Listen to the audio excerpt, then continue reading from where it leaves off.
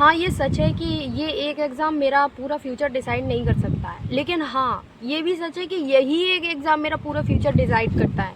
Hi everyone, my name is Shobha Pachauri and welcome to my channel Shobha says what. तो आज मैं अपने नीट के एग्ज़ाम के बारे में बात करने वाली हूँ, जो कि मैंने 2026 में दिया था, 2025 में भी दिया था और 2024 में भी दिया था। तो आज हम बात करने वाले हैं हमारे इस एग्ज़ाम के बारे में जो हमने 2026 में दिया है। तो हम ये बात करने वाले हैं कि एक एग्ज़ाम हमारा कभी भी फ्यूचर डिसाइड नहीं करता है, लेकिन कभी कभी ऐसी सिचुएशन होती है कि वो एक एग्ज़ाम ही हमारे फ्यूचर को डिसाइड कर रहा होता है।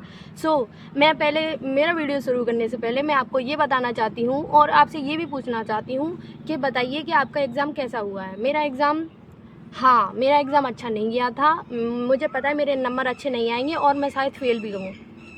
शायद क्या, मैं फेल हो जाऊंगी, मुझे पता है। मैं थोड़ा चीख रही थी और सैरी आ गई मेरे पास। हाय सैरी, से हाय। वो मेरे पास आ गई देखने के लिए कि दीदी को क्या हो गया, दीदी दीदी। तुरंत से देखने आई है कि क्या हुआ, क्यों चीख रही है ये पागल लड़की।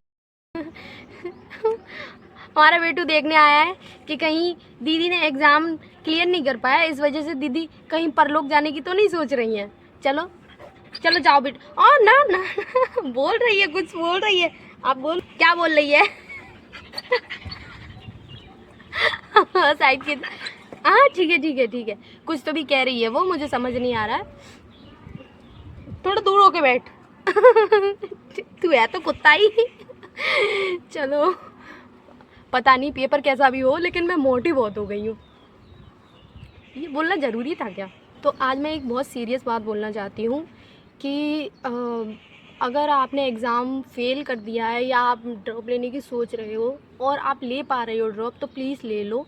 अगर आपको इच्छा है एग्ज़ाम देने की, अगर आप पेपर देना चाहते हो, अगर आप पेपर कर पाओगे, अगर आपको विश्वास है कि आप कर लोगे, तो आप प्लीज़ एक बार ड्रॉप ले लो। जो मेरे साथ अप्लाई हो रहा है वो मैं उस हिसाब से बताना चाहती हूँ कि मेरे ऊपर ये हो रहा है कि या तो मैं नीट निकाल लूँ या मैं शादी कर लूँ। तो शादी तो मैं नहीं कर सकती हूँ और मुझे करनी नहीं है, मेरा कोई मन नहीं है और मेरी उम्र भी नहीं है शादी करने की। तो मैं नीट निकालना चाहती हूँ और मैं देखती हूँ, मैं एक आध दिन और सोचूंगी कि मुझे ड्रॉप लेना चाहिए कि नहीं लेना चाहिए।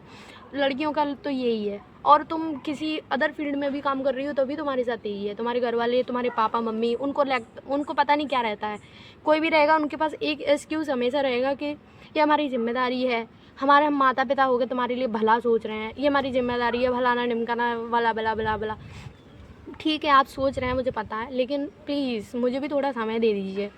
बाकी ओके, इसे साइड में रखते हैं। और अगर तुम एक लड़के हो तो भाई तुम तो भूल ही जाओ, तुम तो भूल ही जाओ। तुमको तो गालियाँ और पड़ेंगी घर वालों से, ठीक है? तुमको तो गालियाँ और पड़ेंगी अगर तुमने कुछ कर नहीं पाया है तो। और प्लस तुम एक लड़के हो, तुम शादी कर लोगे तो ये बताओ, तुम्हारी बीवी तो तुम्हें ला के खिलाने वाली है नहीं, क्योंकि एक बेरोज़गार लड़के से शादी तो कोई लड़की करती भी नहीं है। मुझे पता है मेरे नंबर अच्छे नहीं आए हैं और आप में से बहुत लोगों के नंबर अच्छे नहीं आ रहे होंगे। प्लीज़ मुझे अपना नंबर कमेंट में बता के जाना, फिर देखती हूँ लेती हूँ या नहीं लेती हूँ ड्रॉप। मैं अपना किसी और वीडियो में बताऊँगी। अपना अगले वीडियो में मैं कुछ 5-7 दिन में सोच के बताती हूँ कि मैं क्या करने वाली हूँ। और बस मैंने बहुत सारी चीज़ें मिस करी हैं मेरी लाइफ में नीट के चलते।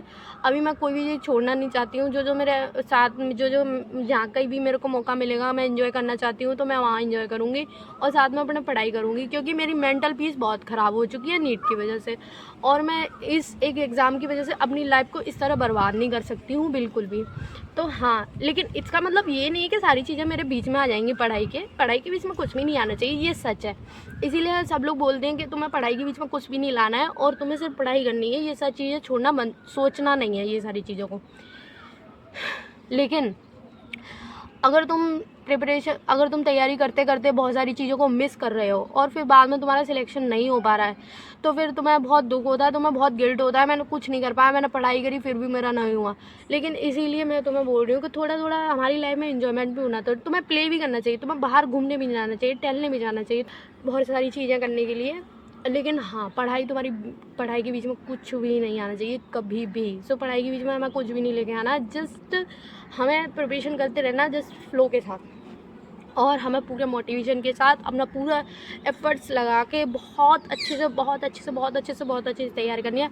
सो देखते हैं अभी हम क्या करते हैं, मैं ड्रॉप लेती हूँ या नहीं लेती हूँ, मैं 5 दिन बाद सोच के बताऊँगी। ओके बाय एवरीवन, मैं आपसे अगली वीडियो में मिलूँगी, ठीक है। और एक बात और, मेरे वीडियो को लाइक और मेरे चैनल को सब्सक्राइब करके ज़रूर जाना, जिससे कि आपको अगली आने वाली सारी अपडेट मिलती रहेंगी मेरे बारे में, और मैं कौन सा बैच लेने वाली हूँ ये भी मैं बताऊँगी और सारी चीज़ों की अपडेट दूँगी, ठीक है। Okay bye bye bye bye bye.